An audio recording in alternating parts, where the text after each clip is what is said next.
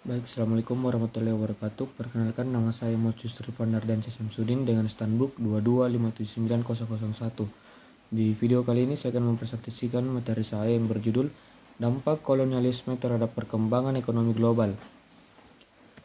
Baik, kita masuk ke rumusan masalah. Di sini ada 4 poin atau 4 pokok pembahasan. Yang pertama itu definisi, yang kedua itu dampak, yang ketiga tujuan, dan yang keempat itu adalah tantangan. Baik, kita masuk ke materi pertama. Definisi kolonialisme terhadap perkembangan ekonomi global. Kolonialisme adalah praktik kekuasaan di mana suatu negara mendominasi dan mengontrol wilayah atau negara lain, seringkali melalui perlakuan militer dan eksploitasi ekonomi. Dalam konteks perkembangan ekonomi global, kolonialisme memiliki beberapa dampak utama. Itulah tadi definisi dari kolonialisme. Yang kedua, dampak kolonialisme terhadap perkembangan ekonomi global. Di sini ada beberapa poin. Poin pertama itu eksploitasi sumber daya. Negara-negara kolonial memanfaatkan sumber daya alam di wilayah jajahan untuk kepentingan ekonomi mereka sendiri. Ini mencakup hasil tambang, produk pertanian, dan hasil hutan yang diekspor ke negara kolonial dengan keuntungan ekonomi yang besar. Poin kedua, pembentukan ekonomi ekstraktif. Kolonialisme sering kali mengarah pada pengembangan ekonomi ekstraktif di wilayah jajahan, di mana fokus utama adalah produksi komoditas mentah untuk ekspor. Ini menyebabkan kurangnya diversifikasi ekonomi dan ketergantungan pada suatu atau beberapa komoditas. Poin ketiga, pembangunan infrastruktur yang terarah. Infrastruktur yang dibangun di wilayah jajahan seperti jalan, rel kereta api, dan pelabuhan umumnya dirancang untuk mendukung ekstraksi dan ekspor sumber daya alam, bukan untuk pembangunan ekonomi lokal. Poin berikutnya, perubahan struktur ekonomi dan sosial.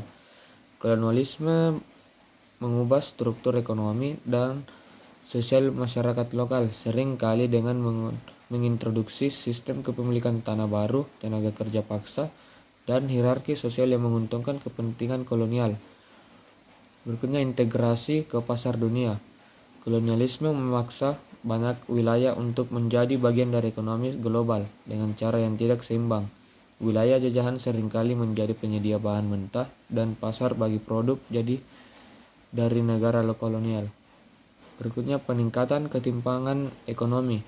Kolonialisme memperdalam ketimpangan ekonomi global dengan negara-negara kolonial yang menjadi kaya dari eksploitasi wilayah jajahan, sementara banyak wilayah jajahan mengalami kemiskinan dan keterbelakangan ekonomi. Yang terakhir, pembentukan fondasi ekonomi global modern. Kolonialisme membentuk pola perdagangan internasional dan hubungan ekonomi yang terus mempengaruhi dinamika ekonomi global saat ini. Banyak negara bekas jajahan masih menghadapi tantangan yang berasal dari warisan kolonial. Itulah tadi dari materi kedua. Kita lanjut ke materi ketiga. Tujuan kolonialisme terhadap perkembangan ekonomi global. Kolonialisme memiliki beberapa tujuan utama yang berkaitan dengan perkembangan ekonomi global, termasuk eksploitasi sumber daya alam. Salah satu tujuan utama kolonialisme adalah untuk mengeksploitasi sumber daya alam di wilayah jajahan. Negara-negara kolonial mencari bahan mentah seperti emas, perak, rempah-rempah, gula, kapas, dan karet untuk diangkut kembali ke negara asal dan digunakan dalam industri atau dijual di pasar global. Berikutnya, pengembangan pasar baru. Negara kolonial seringkali berusaha membuka pasar baru untuk produk-produk mereka. Wilayah jajahan menjadi pasar potensial untuk barang-barang manufaktur dari negara kolonial, membantu memperluas jangkauan perdagangan dan meningkatkan keuntungan ekonomi. Berikutnya, keuntungan ekonomi. Kolonialisme bertujuan untuk meningkatkan kekayaan dan kekuatan ekonomi negara kolonial. Dengan mengontrol wilayah jajahan, negara kolonial dapat mengendalikan perdagangan dan memastikan bahwa keuntungan ekonomi mengalir ke pusat kekaisaran mereka. Poin berikutnya, kendali atas rute perdagangan. Menguasai wilayah strategis memungkinkan negara kolonial untuk mengendalikan rute perdagangan utama. Ini termasuk jalur laut yang penting dan pelabuhan yang memfasilitasi perdagangan internasional dan memberikan keuntungan logistik. Poin berikutnya, investasi dan infrastruktur. Negara kolonial seringkali berinvestasi dalam infrastruktur di wilayah jajahan untuk mendukung eksploitasi sumber daya dan perdagangan. Ini termasuk pembangunan rel kereta api, jalan, pelabuhan, dan fasilitas lainnya yang dirancang untuk mendukung ekonomi kolonial. Berikutnya itu tenaga kerja murah. Kolonialisme memungkinkan negara kolonial untuk memanfaatkan tenaga kerja murah di wilayah jajahan. Sistem tenaga kerja paksa atau upah rendah digunakan untuk memaksimalkan keuntungan ekonomi dari kegiatan produksi dan ekstraksi. Berikutnya, diversifikasi ekonomi. Kolonialisme memberikan negara kolonial kesempatan untuk mendiversifikasi ekonomi mereka dengan mengakses beberapa komunitas dan sumber daya dari wilayah jajahan. Yang terakhir, penyebaran budaya dan peradaban. Selain tujuan ekonomi, kolonialisme seringkali dikaitkan dengan misi mensivilisasikan atau menyebarkan budaya dan nilai-nilai negara kolonial. Namun, ini seringkali merupakan pembenahan untuk eksploitasi ekonomi dan dominasi politik. Itulah poin ketiga.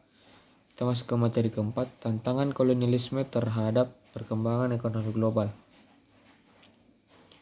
Kolonialisme membawa berbagai tantangan terhadap perkembangan ekonomi global yang dampaknya masih terasa hingga saat ini. Tantangan-tantangan ini meliputi ketergantungan ekonomi. Kolonialisme menciptakan ekonomi monokultur di wilayah jajahan yang bergantung pada satu atau beberapa komunitas untuk ekspor. Ketergantungan ini membuat ekonomi wilayah jajahan rentan terhadap fluktuasi harga pasar global dan tidak memiliki diversifikasi yang cukup.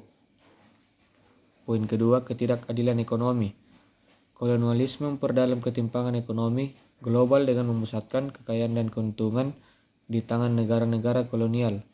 Wilayah jajahan seringkali dibiarkan dalam keadaan miskin dan terbelakang setelah merdeka. Poin berikutnya, eksploitasi sumber daya dan tenaga kerja. Sumber daya dalam tenaga kerja di wilayah jajahan dieksploitasi secara besar-besaran tanpa kompensasi yang adil bagi penduduk lokal. Eksploitasi ini meninggalkan warisan degradasi lingkungan dan kemiskinan. Berikutnya, kerusakan infrastruktur lokal. Infrastruktur yang dibangun oleh negara kolonial umumnya didesain untuk mendukung ekspor dan kepentingan ekonomi kolonial, bukan untuk memenuhi kebutuhan lokal. Setelah merdeka, banyak negara bekas jajahan menghadapi tantangan besar dalam membangun infrastruktur yang mendukung pembangunan ekonomi domestik. Berikutnya, pemisahan sosial dan politik. Kolonialisme seringkali menciptakan atau memperparah pecahan etnis, agama, dan sosial di wilayah jajahan. Ketegangan dan konflik yang dihasilkan dan dapat menghambat stabilitas politik dan ekonomi setelah kemerdekaan. Keterbatasan pendidikan dan keterampilan. Kolonialisme seringkali tidak memberikan pendidikan yang memadai bagi penduduk lokal. Kekurangan pendidikan dan keterampilan yang relevan menghambat kemampuan negara bekas jajahan untuk mengembangkan ekonomi mereka sendiri secara mandiri. Perubahan struktur sosial. Sistem sosial yang diperkenalkan oleh kolonialis seringkali menghancurkan struktur sosial tradisional dan mengakibatkan ketidakstabilan. Ini mencakup pengenalan sistem kepemilikan tanah yang baru perubahan dalam organisasi sosial yang dapat menghambat pembangunan ekonomi yang berkelanjutan. Berikutnya, hambatan pada pembangunan industri. Banyak negara bekas jajahan menghadapi kesulitan dalam mengembangkan industri yang kuat karena warisan kolonial yang memfokuskan ekonomi pada produksi bahan mentah dan komunitas untuk ekspor. Yang terakhir, isolasi dari teknologi dan inovasi. Akses keterbatasan terhadap teknologi dan inovasi selama masa kolonial menghambat perkembangan ekonomi di wilayah jajahan. Negara-negara kolonial cenderung menjaga keunggulan teknologi mereka dan tidak berbagi pengetahuan dengan wilayah jajahan. Baik, secara keseluruhan tantangan-tantangan ini menggambarkan dampak jangka panjang dari kolonialisme yang masih mempengaruhi banyak negara di dunia, terutama di Afrika, Asia, dan Amerika Latin.